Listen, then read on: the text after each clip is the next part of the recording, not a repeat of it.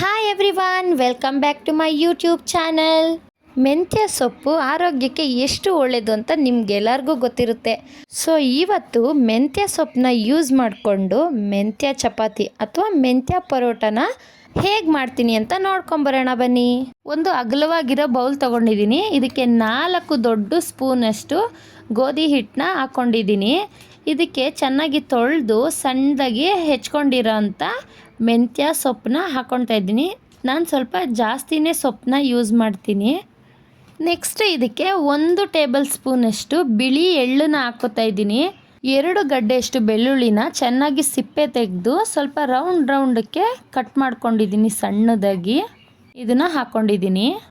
ಎಳ್ಳು ಮತ್ತು ಬೆಳ್ಳುಳ್ಳಿ ಒಳ್ಳೆ ಫ್ಲೇವರ್ ಕೊಡುತ್ತೆ ಈ ಪರೋಟಾಗೆ. ಟೇಸ್ಟ್ ಕೂಡ ಎಕ್ಸಲೆಂಟಾಗಿರುತ್ತೆ. ಖಾರಕ್ಕೆ 1 ಟೇಬಲ್ ಸ್ಪೂನಷ್ಟು ಮೆಣಸಿನ್ಕಾಯಿ ಪುಡಿನ ಹಾಕ್ಕೊಂಡಿದ್ದೀನಿ. ನಿಮಗೆ ಬೇಕು ಅಂದರೆ ಹಸಿರು ಮೆಣಸಿನ್ಕಾಯಿನ ಸಣ್ಣದಾಗಿ ಹೆಚ್ಕೊಂಡು ಹಾಕ್ಕೋಬೋದು. ಇಲ್ಲಾಂದರೆ ಮಿಕ್ಸಿ ಜಾರಲ್ಲಿ ತರ್ತರಿಯಾಗಿ ರುಬ್ಬಿಬಿಟ್ಟು ಬೇಕಾದರೂ ಆ್ಯಡ್ ಮಾಡ್ಕೋಬೋದು. ರುಚಿಗೆ ತಕ್ಕಷ್ಟು ಉಪ್ಪನ್ನ ಹಾಕ್ಕೊಂಡಿದ್ದೀನಿ. ನೀರು ಹಾಕೋಕ್ಕೆ ಮುಂಚೆನೇ ಈ ಎಲ್ಲ ಇಂಗ್ರೀಡಿಯೆಂಟ್ಸ್ನು ಚೆನ್ನಾಗಿ ಒಂದ್ಸಲ ಮಿಕ್ಸ್ ಮಾಡ್ಕೋಬೇಕು. ಸೊಪ್ಪು ನೀರು ಬಿಟ್ಕೊಳ್ಳುತ್ತೆ, ಹಾಗಾಗಿ ನೀರನ್ನ ನೋಡಿಕೊಂಡು ಹಾಕ್ಕೊಳ್ಳಿ. ಜಾಸ್ತಿ ಹಾಕಬಾರ್ದು. ಹಿಟ್ಟೇನಾದರೂ ತೆಳ್ಳಗಾದರೆ ಒಸೆಯೋದಕ್ಕೆ ಕಷ್ಟ ಆಗುತ್ತೆ, ಅಂಟ್ಕೊಳ್ಳುತ್ತೆ ಕೈಗೆಲ್ಲ. ನೀರು ಹಾಕಿದ್ಮೇಲೆ ಹಿಟ್ಟನ್ನ ಚೆನ್ನಾಗಿ ಕಲಿಸ್ಬೇಕು. ಚಪಾತಿ ಹಿಟ್ಟಿನ ಅದಕ್ಕೆ ಬರಬೇಕು. ಸ್ವಲ್ಪ ಗಟ್ಟಿ ಇದ್ದರೂ ಪರವಾಗಿಲ್ಲ. ಸೊಪ್ಪು ನೀರು ಬಿಟ್ಕೊಳ್ಳೋದ್ರಿಂದ ಆಮೇಲೆ ಅದು ಮೆದು ಆಗೇ ಆಗುತ್ತೆ. ಈಗ ಚೆನ್ನಾಗಿ ಕಲಿಸಿದ್ಮೇಲೆ ಸ್ವಲ್ಪ ಕೈಗೆ ಈ ಥರ ಎಣ್ಣೆನ ಹಾಕ್ಕೊಂಡು ಮತ್ತೆ ಚೆನ್ನಾಗಿ ಕಲಿಸ್ಬೇಕು. ಎಣ್ಣೆ ಹಾಕ್ಕೊಳ್ಳೋದ್ರಿಂದ ಚಪಾತಿನೂ ಸಾಫ್ಟಾಗಿ ಬರುತ್ತೆ ಮತ್ತು ಕೈಯಲ್ಲಿ ಅಂಟ್ಕೊಂಡಿರೋ ಹಿಟ್ಟು, ಬೌಲಲ್ಲಿ ಅಂಟ್ಕೊಂಡಿರೋ ಹಿಟ್ಟೆಲ್ಲ ನೀಟಾಗೆ ಬರುತ್ತೆ. ನಾವು ಎಷ್ಟು ನೀಟಾಗಿ ಹಿಟ್ಟನ್ನ ಮಿದ್ಕೋತೀವೋ ಅಷ್ಟು ಚೆನ್ನಾಗಿ ಚಪಾತಿ ಬರುತ್ತೆ. ಮಿದ್ದಿದ್ದೆಲ್ಲ ಆದಮೇಲೆ ಒಂದು 10 to 15 ಮಿನಿಟ್ಸು ಇದಕ್ಕೊಂದು ಮುಚ್ಚಳ ಮುಚ್ಚಿ ರೆಸ್ಟ್ ಮಾಡೋಕ್ಕೆ ಬಿಡಬೇಕು.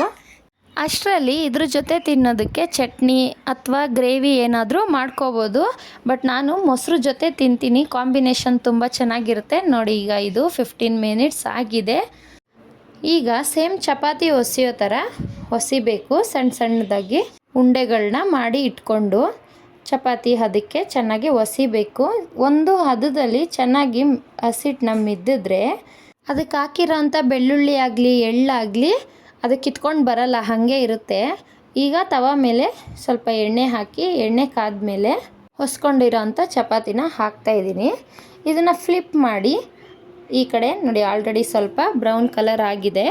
ಈಗ ಸ್ವಲ್ಪ ಎಣ್ಣೆನ ಹಾಕ್ಕೊಳ್ತಾ ಇದ್ದೀನಿ. ಈ ಕಡೆಗೆ ಸ್ವಲ್ಪ ಬೆಂದ ಮೇಲೆ ಇದನ್ನು ಫ್ಲಿಪ್ ಮಾಡಿಕೊಂಡು ಇನ್ನೊಂದು ಸೈಡು ಕೂಡ ಎಣ್ಣೆನ ಹಾಕ್ಕೊಂಡು ಚೆನ್ನಾಗಿ ಬೇಯಿಸ್ಕೊಳ್ತಾ ಇದ್ದೀನಿ. ಇದು ತುಂಬಾ ಹೆಲ್ದಿ ರೆಸಿಪಿ. ಯಾವಾಗ ಬೇಕಾದರೂ ಮಾಡ್ಕೋಬೋದು. ಬ್ರೇಕ್ಫಾಸ್ಟ್ಗೆ, ಲಂಚ್ಗೆ, ಡಿನ್ನರ್ಗೆ ಯಾವಾಗ ಬೇಕಾದರೂ ಮಾಡ್ಕೋಬೋದು. ಇದು ಮೊಸರು ಜೊತೆ ತುಂಬ ಒಳ್ಳೆ ಕಾಂಬಿನೇಷನು. ನೋಡಿ, ಇದು ರೆಡಿಯಾಗಿದೆ. ನೋಡಿ, ಬೆಳ್ಳುಳ್ಳಿ ಎಳ್ಳೆಲ್ಲ ಹಾಗೇ ಇದೆ, ಅದೇನು ಕಿತ್ಕೊಂಡು ಬಂದಿಲ್ಲ.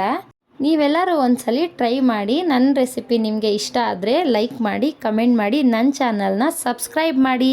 ನನ್ನ ವಿಡಿಯೋ ನೋಡಿದ್ದಕ್ಕೆ ಥ್ಯಾಂಕ್ ಯು ಸೋ ಮಚ್.